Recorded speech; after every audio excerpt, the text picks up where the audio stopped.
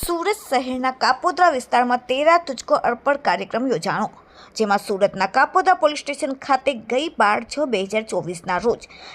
EFIRના આધારે દાખલ થયેલ મોબાઈલ ગળફોડ અને મોબાઈલથી ગૂગલ પે દ્વારા ₹3 લાખ અને ઓનલાઈન ટ્રાન્સફર કરી ગુનાનો ભેદ ઉકેલાયો, જેમાં મર્ડર જનારના મિત્ર સંદીપ વિનુભાઈ દેસાઈ દ્વારા મર્ડર જનારની 12માની વિધિમાં મોબાઈલ ચોરી કરી અને અન્ય ખાતામાં પૈસા ₹3 લાખ ટ્રાન્સફર કરાવ્યા અને મોબાઈલ ચોરી લીધું હતું, જેથી કાપોદ્રા પોલીસે ગણતરીના સમયમાં જ આરોપીને પણ પકડી લીધો અને સાથે રોકડા ₹3 લાખ અને એક મોબાઈલ પર કાપોદ્રા પોલીસે જપ્ત કર્યું. હવે કાપોદ્રા પોલીસ સ્ટેશનએ કોર્ટમાં ફરિયાદીને સહયોગ કરી નામદાર કોર્ટના હુકમ બાદ આજરોજ ફરિયાદીને તેરા તુજકો અર્પણ અંતર્ગત કાપોદ્રા PI MB આસુરા દ્વારા ₹3 લાખ રોકડા અને મુદ્દામાલ મર્ડર જનારની પત્ની અને તેના ભાઈને સાથે સુપ્રત કરવામાં આવ્યો. Bureau report, daily India TV, Surat. ગઈ તારીખ 28/5/2024ના રોજ કાપોદ્રા પોલીસ સ્ટેશન વિસ્તારમાં નાના વરાછા વિસ્તારમાં આવેલ જલારામ સોસાયટીમાં ફરિયાદી શ્રી એક ફરિયાદ કાપોદ્રા પોલીસ સ્ટેશન EFI ના માધ્યમથી નોંધાવેલ કે પોતાના સગા નાના ભાઈ નામે નિકુંજભાઈ કે જેઓ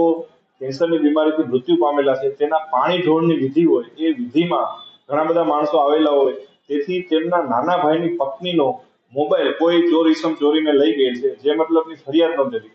જે ફરિયાદ અનુસંધાને કાપોદ્રા પોલીસ સ્ટેશનના સર્વેલન્સ સ્ટાફને આ તપાસ આપવામાં આવેલી. જે તપાસમાં એવું જણાવેલ માલુમ પડેલ કે આ મોબાઈલના જે ચોર ચોરી કરીને રહી ગયેલ છે, એ મોબાઈલના ઉપયોગથી એ મોબાઈલમાં પડેલા એકાઉન્ટમાંથી ₹3 લાખ અન્ય એકાઉન્ટમાં ટ્રાન્સફર કરવામાં આવે છે,